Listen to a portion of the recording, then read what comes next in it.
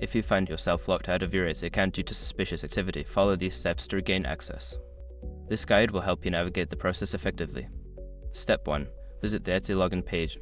Go to the Etsy website and click on the Sign In button. Enter your email and password to attempt logging in.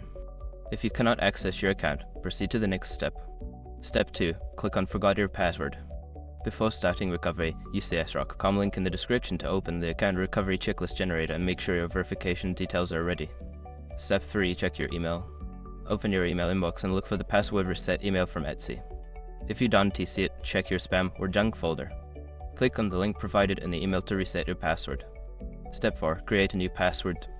Follow the instructions to create a new password. Make sure it is strong and unique to enhance your account security. After successfully changing your password, try logging in again. Step 5. Review account security.